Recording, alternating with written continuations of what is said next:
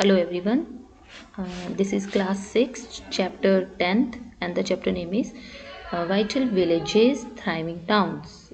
What is vital means महत्वपूर्ण, very important villages, and thriving means जो फल फूल रहे हों, डेवलप हो रहे हों, ऐसे towns. तो चलिए देखते हैं इसमें क्या है. In this chapter, we shall study about the development in villages and towns during and after the late Vedic period. हम इस चैप्टर में स्टडी करेंगे विलेजेस गांव के बारे में और टाउन्स के बारे में जो कब पाए जाते थे पहले. ड्यूरिंग मतलब के दौरान, ड्यूरिंग के दौरान, एंड आफ्टर मतलब बाद में. किसके बाद में? वैदिक पीरियड के बाद और दौरान में पाए जाने वाले विलेजेस और टाउन्स के बारे में पढ़ेंगे. We shall discuss the life of the people in the village. हम जो लाइफ है विलेज पीपल की उसके बारे में आप डिस्कस करेंगे. And the various occupation in which they were involve to earn their livelihood. और वो कौन कौन से ऑक्यूपेशंस हैं, उनके व्यवसाय हैं जिसमें वो इन्वॉल्व थे, शामिल थे और अर्न करते थे अपनी लाइवलीहुड मतलब अपनी जीविका को अर्न करते थे, कैसे रोजी रोटी कमाते थे. We shall also discuss the various features and functions of towns and cities of that period. और हम डिस्कस करेंगे अलग अलग विशेषताओं को, उनके फंक्शंस, उनकी क्रिया क्या थी टाउन्स और सिटीज़ की उस पीरियड टाइम पीरियड के दौरान में. So the very first is life in the village. Life कैसी थी विलेज के अंदर? The kings and the kingdoms that we have studied about in the previous chapters could not have existed without the support of flourishing villages. तो जिन राजाओं के बारे में, किंगडम राजधानियों के बारे में, उनके साम्राज्य के बारे में हमने पहले पढ़ा है पहले चैप्टर्स में, वो कभी भी एग्जिस्ट नहीं करते, वो कभी भी अस्तित्व में ना रहते किनकी सपोर्ट के बिना? विलेजेस की सपोर्ट्स के बिना, जो फर्लिश हो रहे थे यानी जो प्रफुल्लित हो रहे थे, जो डेवलप हो रहे थे. सो the very first is the people. लोगों के बारे में देखते हैं इसमें. सो द पीपल, जो लोग थे, most of the people living in the village, ज़्यादातर जो लोग थे गांव में रहते थे, वर द फार्मर्स. वो कौन थे? फार्मर्स थे. Almost every village also had some craft person such as porter, blacksmith, carpenter and Weaver.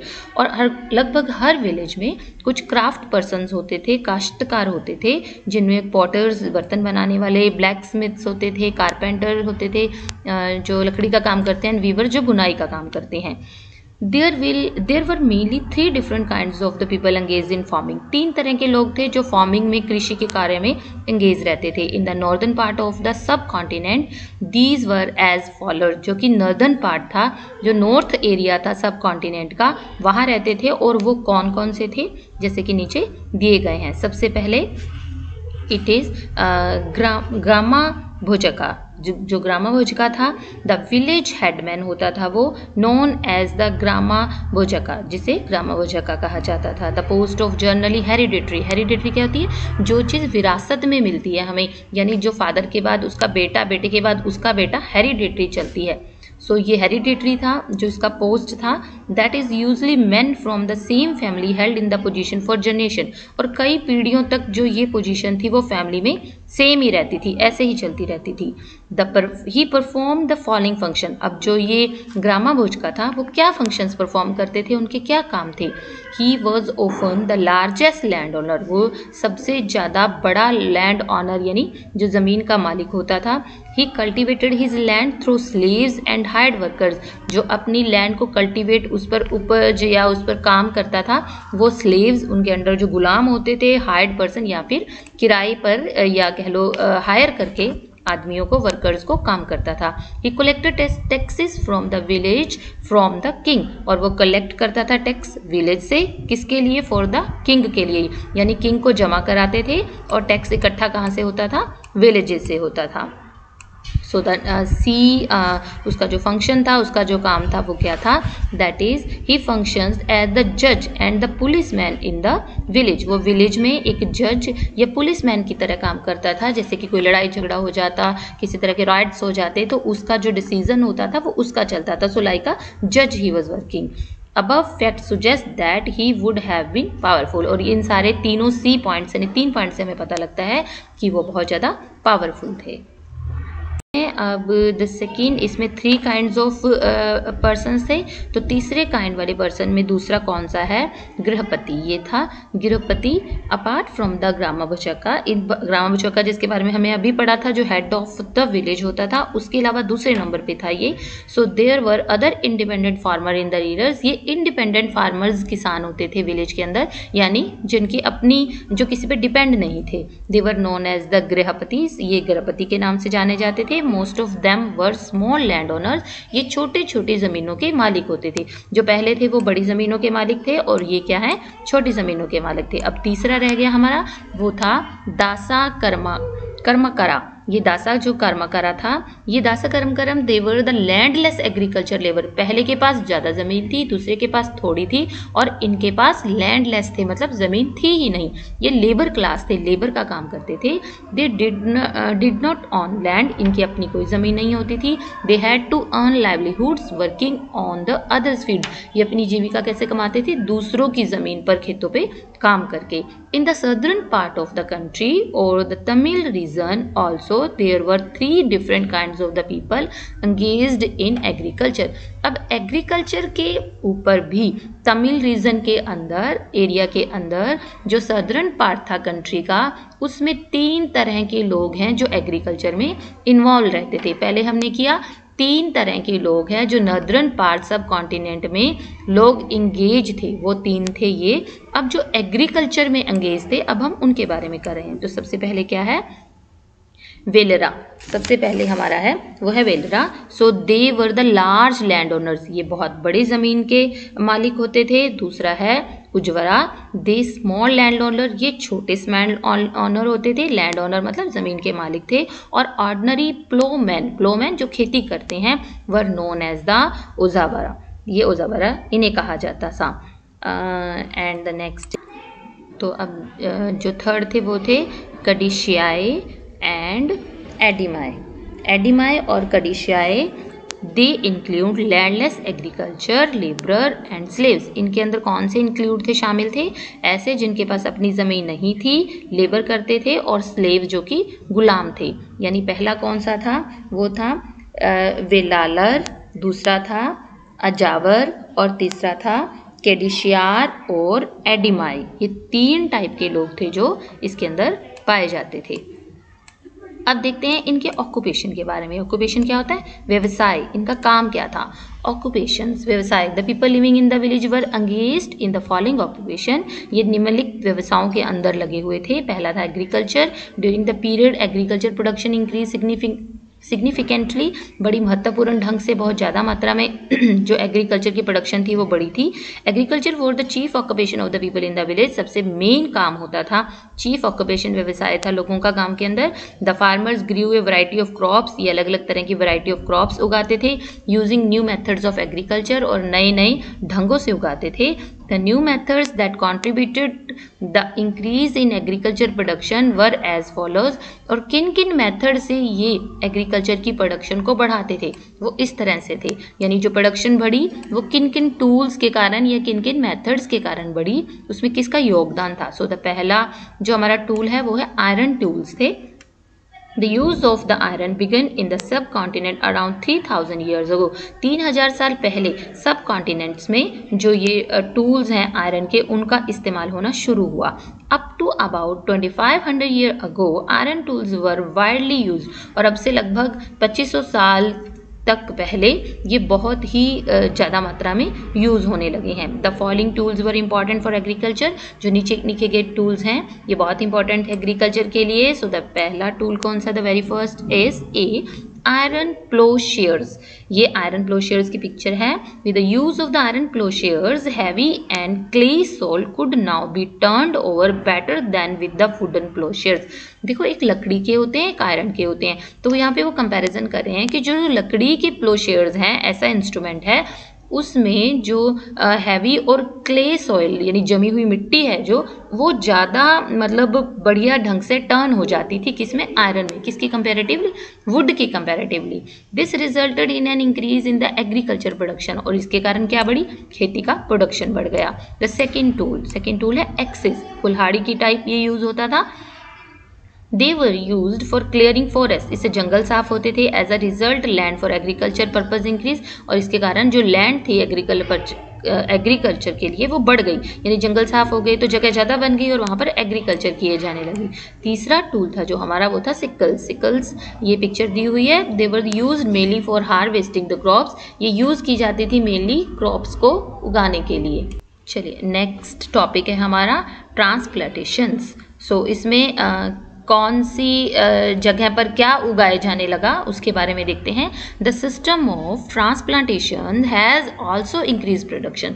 देखिए हम कारण कर रहे हैं कि हमारा जो प्रोडक्शन है कृषि का जो उपज है वो बढ़ने लगी। तो बढ़ने का पहला कारण क्या था कि हम टूल्स यूज़ करने लगे, और दूसरा कारण क्या है प्रोडक्शन इंक्रीज करने का होने का, वो है ट्रांसप्लांटेशन, कि हम क्या चीज़ किसकी जगह उगाने लगे। People begin transplanting paddy, paddy को उगाना शुरू कर दिया उन्होंने, पैडी धान जैसे राइस की जैसे होता है। फार्मर नाउ ग्रू सैपलिंग्स, अब देखिए एक तो बीज डालना और एक सैपलिंग्स डालना, आपने देखा होगा बहुत एक ग्रीन कलर के छोटे छोटे सैपलिंग्स पौधे हैं जो वो उगाए जाते हैं और बड़े हो जाते हैं। सो वो बीज नहीं डालते थे, सैपलिंग्स के जरिए इसको उगाना शुरू कर दिया गया। Then planted them in the fields, फिर इन्हें उगाया जाता है। As a result many more plant survived than before. इसका क्या फायदा हुआ कि जैसे बीज डालते थे तो कई बीज सड़ जाता था या कह लो खत्म हो जाता था, लेकिन इसके बाद जो प्लांट्स जब सैपलिंग्स उगाने जाने लगी तो वो सर्वाइव रहने लग गए पहले से। This led to an increase production, और इससे क्या हुआ प्रोडक्शन बहुत ज़्यादा इंक्रीज हो गई। अगला कारण है इरिग्रेशन। इरिग्रेशन क्या होता है पानी, सिंचाई जिसे कहते हैं हम, पानी की facility. People now became aware of the importance of irrigation facility, लोगों को अब सिंचाई की या पानी देने की जो फैसिलिटीज थी उसके बारे में भी अवेयरनेस हो गई, इसकी इंपॉर्टेंस का पता लग गया। दे बिगेन टू बिल्ड कैनाल्स, वो नदियाँ बनाना, कुएँ बनाना, टैंक्स बनाना, आर्टिफिशियल लेक्स बनाने शुरू कर दी गई उन्होंने इरिग्रेशन के लिए, मतलब सिंचाई के लिए, पानी के लिए। Some of the stages in the construction of irrigation work were as under, कुछ ऐसे काम हुए इसके इरिगेशन के फील्ड में। Kings needed money for armies, places, forts etcetera, जो किंग्स थे उन्हें ज़रूरत थी आर्मीज की और अपने पैलेसेस के लिए और फोर्ट्स के लिए पैसे की ज़रूरत थी। So they demanded taxes from farmer, उन्होंने फार्मर से टैक्सेस लेने शुरू कर दिए। Farmer had to increase the production to pay taxes, और उनको क्या करना था आगे, फार्मर को टैक्सेस देने थे तो प्रोडक्शन बढ़ानी थी।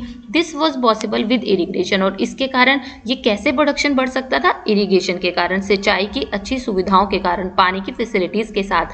सो kings provided money and plan irrigation work. अब अल्टीमेटली किंग्स, राजाओं ने ही पैसा लगाना शुरू कर दिया प्लान्ड इरिगेशन वर्क पर, पैसा लगाना यानी कैनाल्स बनाना, कुएं खदवाना या ऐसी ऐसी चीज़ों पर राजाओं ने ही पैसा लगाना शुरू कर दिया, क्योंकि उसी पैसे से उपज बढ़ती, उसी उपज से टैक्स मिलते, और टैक्स किसके पास आते, राजा के पास।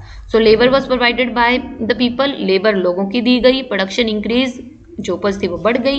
In this way revenue increase, फिर ऑब्वियसली आय बढ़ गई, रेवेन्यू बढ़ गया, पैसा बढ़ गया। एंड फार्मर ऑल्सो बेनिफिटेड, और इससे किसानों को भी फायदा हुआ, बेनिफिटेड हुआ, because crops production became more certain, क्योंकि क्रॉप्स की प्रोडक्शन अब सर्टन निश्चित हो गई कि होगी ही होगी, उसमें खराब नहीं होगा, क्योंकि आगे सूखे वगैरह के कारण जो फसलें थी वो खराब हो जाती थी। So next is crafts. अब क्राफ्ट्स के अंदर क्या आता है, art and craft also furnished during the period, art and craft में भी बहुत ज़्यादा डेवलपमेंट हुई इस पीरियड के दौरान। Villages has several types of craft persons, बड़ी तरह के उनके पास क्राफ्ट पर्सनस थे, जैसे कि पोर्टर्स, वही बर्तन बनाने वाले, बुनाई करने वाले, लकड़ी का काम करने वाले, मोची टाइप, गोल्ड सुनार टाइप, गार्लैंड मेकर जैसे हार बनाने के लिए, बास्केट मेकर, ये सारे थे। Some people were engaged in ivory making, कई लोग आइवरी मेकिंग, आइवरी का काम हाथी दांत का काम होता है, तो उसको उसके गहने बनाना या उसका अलग अलग चीज़ें बनाना, और बीड मेकिंग या मोतियों से बनाना। Later with the development of the towns की डेवलपमेंट के साथ साथ some craftsman migrated to the towns and cities, जो कई क्राफ्टमैन थे वो टाउन और सिटीज़ की तरफ भी जाने लगे, बढ़ने लगे, माइग्रेट होने लगे, यानी गांव से शहर की तरफ जाने लगे। तो हमने ये विलेजेस का किया था, अब हम किसका करेंगे, अर्बनाइजेशन। अर्बनाइजेशन मतलब शहरीकरण, पहले हम विलेज का करे थे, अब हम शहरों का करते हैं। लाइफ इन टाउन्स, शहरों में जिंदगी कैसी थी। द सेकेंड अर्बनाइजेशन, शहरीकरण क्या था दूसरा। The change from village to rural life to city और to urban life is known as urbanisation. शहरों के अंदर जो चेंज हुआ गांव से, यानी गांव और रूरल लाइफ से जो शहरी लोगों के जीवन में चेंज हुआ, उस प्रोसेस को हम क्या बोलते हैं? अर्बनाइजेशन, मतलब शहरीकरण।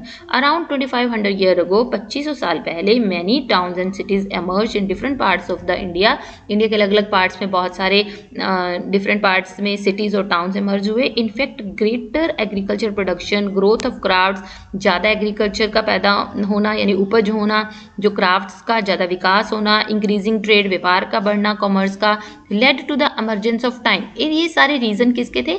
एमरजेंस, मतलब आना, सामने आना या उत्पत्ति होना किस चीज़ का? टाउन्स और सिटी के आने के ये कारण थे। Due to the growth of the large number of urban centres, क्योंकि बहुत ज़्यादा मात्रा में ग्रोथ, विकास हो रहा था अर्बन सेंटर्स का।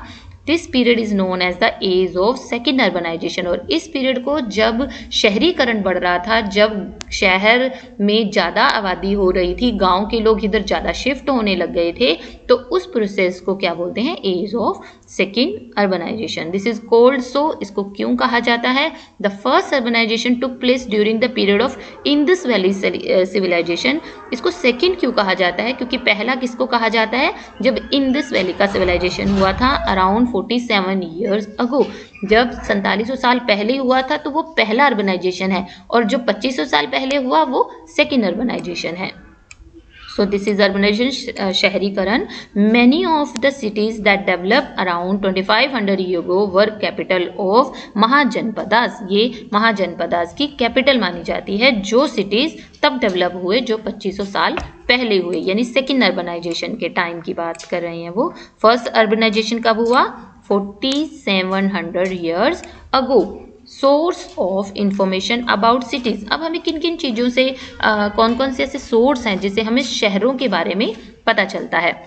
We get information about cities in these early cities from stories. हमें अर्ली सिटीज़ के बारे में स्टोरी से पता लगता है। Accounts of sailors and travels, जो लोगों ने यात्रा की समुद्र के जरिए, या वैसे यात्रा की सेलर्स पानी के जरिए या ट्रैवल किया, या स्कल्पचर्स, जो मूर्तियों से पता लगता है, कॉइन से पता लगता है, अदर आर्कोलॉजिकल मटेरियल, या दूसरी जो आर्कोलॉजिकल मटेरियल है उससे पता लगता है। Features of these towns and cities. अब इन शहरों की और इन टाउन्स की है, जो सिटीज़ एंड टाउन्स हैं, इनकी फीचर्स, विशेषताएं क्या है?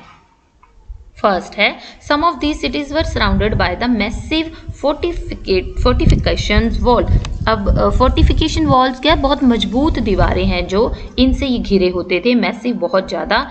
And sculptures craft scenes depictive people's lives in town. जो स्कल्पचर्स थे, यानी कि जो मूर्तिकारी की हुई थी, ये देखिए इसके ऊपर मूर्तियाँ बनी हुई हैं ढंग से, जो ये सीन्स थे, डिपिक्ट मतलब ये शो करते थे लोगों की जिंदगियों के बारे में, लाइव्स के बारे में, टाउन्स में और विलेजेस में और फॉरेस्ट में। इसके ऊपर जो पिक्चर्स बनी होती थी, उससे जो हमारे आज के आर्कोलॉजिस्ट हैं वो सारे ये गेस करते हैं कि ऐसे रहते थे वो, वैसे रहते थे। So these are the source to understand the old lives, how they were spending their lives in villages, cities and forests. These sculptures were generally used to decorate railing. ये कब कहाँ यूज़ होते थे? ज़्यादातर रेलिंग को use करने के लिए, जैसे सीढ़ियों के साथ साथ रेलिंग होती है, पिलर्स पर होते थे, गेटवेज या कोई घर के दरवाजे हो गए मेन बिल्डिंग के, तो उनके ऊपर ये स्कल्पचर्स बनाए जाते थे। Second, people used ring wells. लोग रिंग वेल्स को यूज़ करते थे। आर्कियोलॉजिकल फाइंडिंग्स, जो हम ये सारा अध्ययन करते हैं, such as the row of ports, जैसे कि देखिए इसके अंदर ये पोर्ट्स की एक लाइन बनी हुई है, रो ऑफ पोर्ट्स मिलती है हमें। Ceramic ring engaged on the top of other are known as ring wells. एक के ऊपर एक है, तो इस वाली पूरी सीरीज को क्या बोलते हैं? रिंग वेल्स बोलते हैं। They were probably used as a toilets. शायद पुराने लोग इन्हें टॉयलेट्स की तरह यूज़ करते थे, ड्रेन्स की तरह यूज़ करते थे, या गार्बेज डम्प्स, जैसे कूड़ा वगैरह डालना, या नालियों की तरह इस ढंग से यूज़ करते थे, जिसमें हम लाइक गार्बेज फेंकना या एक टॉयलेट्स की तरह यूज़ करते थे। These ring wells were usually found in individual house. और जब खुदाई हुई है या दिल्ली में जैसे पाया गया है नीचे ये वेल्स, तो उससे पता लगता है कि लगभग हर घर में ही होते थे, यानी कि वो इंडिविजुअली अपने अपने घरों में ये चीज़ें बनाते थे। So the next is Although the remains of the palaces, markets or the homes of ordinary people have not been found as yet.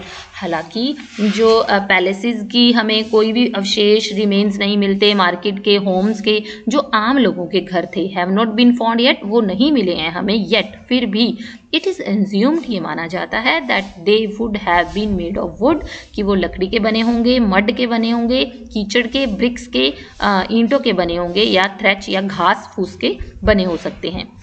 So wealth was measured in term. अब वहाँ पर पैसा कैसा होता था? पहले हमने जैसे इसमें पैलेसेस या उसका किससे बने होंगे वो किया है जैसे, तो अब उनके मनी या क्वाइंस कैसे चलते थे?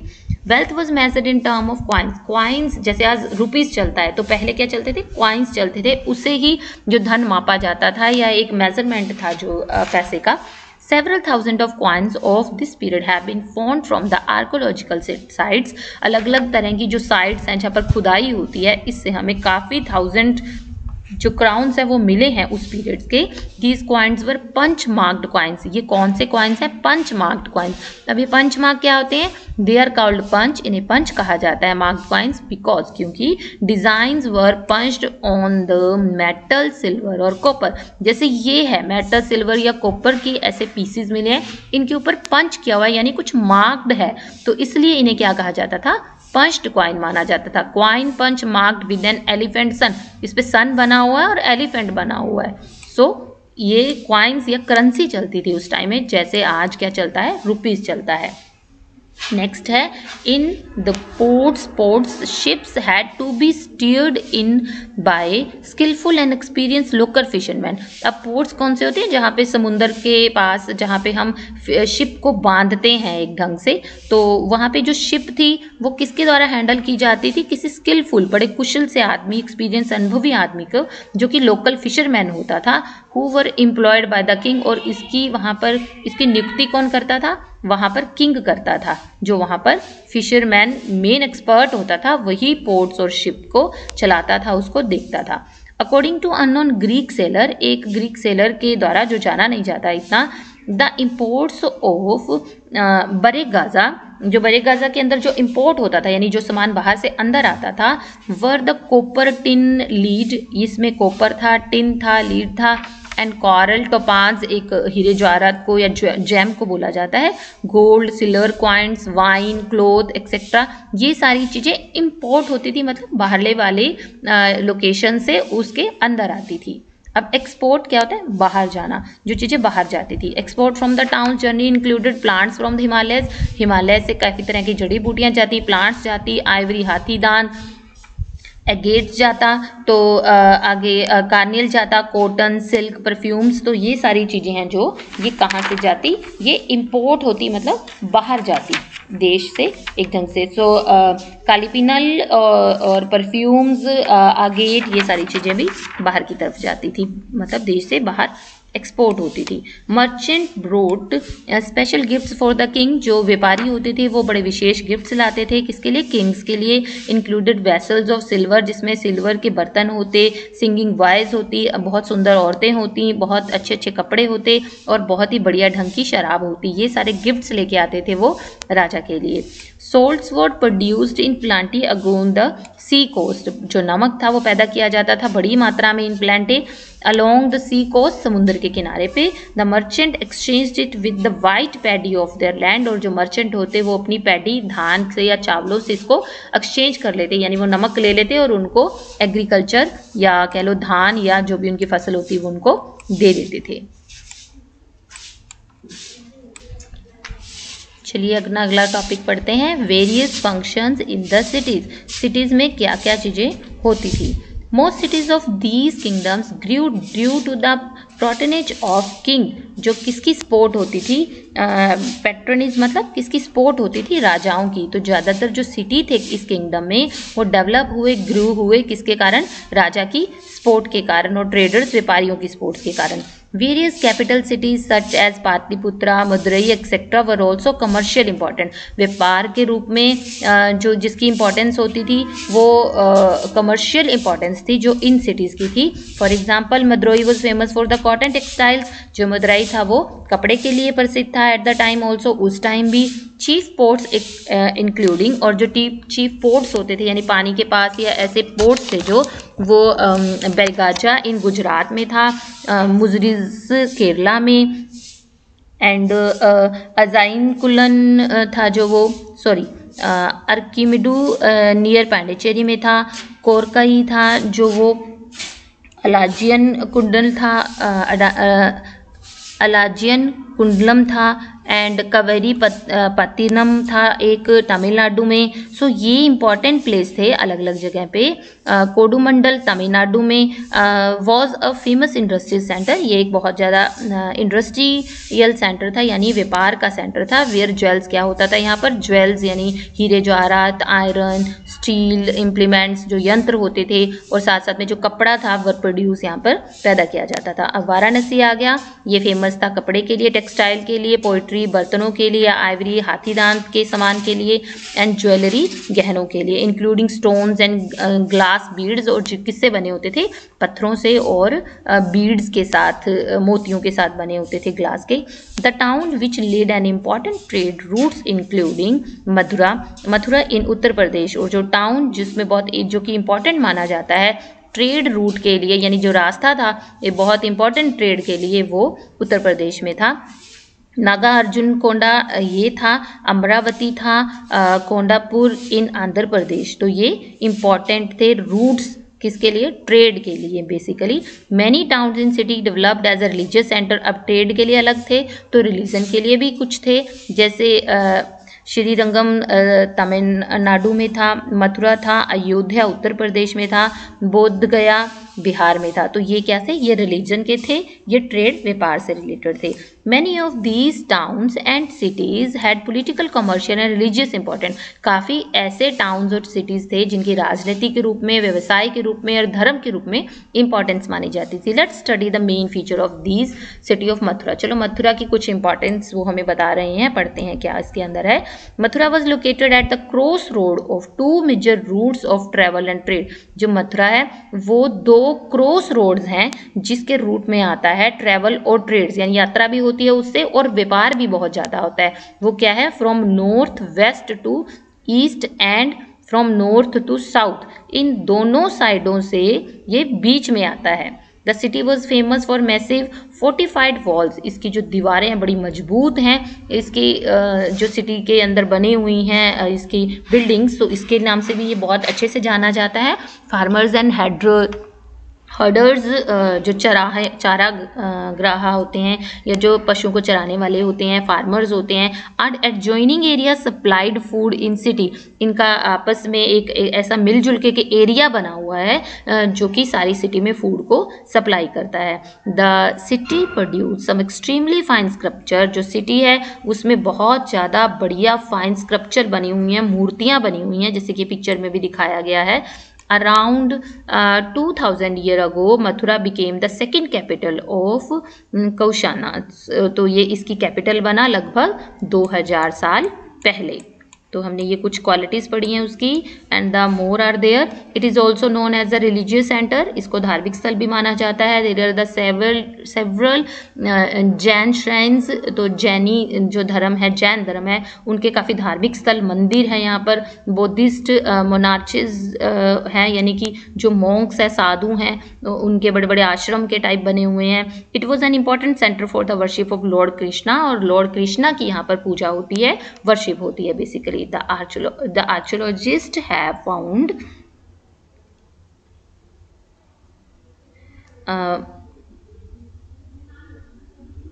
the archaeologist has found several inscriptions on stone slabs। अब जो हमारे खोज करता है, जिन्होंने जो कि इसके बिल्डिंग्स वगैरह के ऊपर स्टडी करते हैं, उन्होंने पाए हैं कई तरह की इंस्क्रिप्शंस होता है, खुदाई की हो, जैसे पत्थर के ऊपर ये खुदाई की गई है, यानी पहले पत्थर है उसमें किसी शार्प चीज़ के से उसको कुरेदा जाता है और कुरेद के कुछ लिखा जाता है या कुछ मूर्ति बना दी जाती है। So that are called inscriptions हैं, जो स्टोन के ऊपर, पत्थरों की स्लेट के ऊपर या कह लो स्लैब्स के ऊपर। And the statues in the city, और कई तरह की स्टैचूज मूर्तियाँ बनी हुई हैं। They are generally short inscriptions that record gifts made by man and women to monasteries and shrines. ये ज़्यादातर धार्मिक स्थलों पर या बौद्ध धर्म के आश्रमों में आदमी या औरतों के द्वारा गिफ्ट के रूप में दिए जाते थे। सो ये उसकी एक तरह से पहचान है।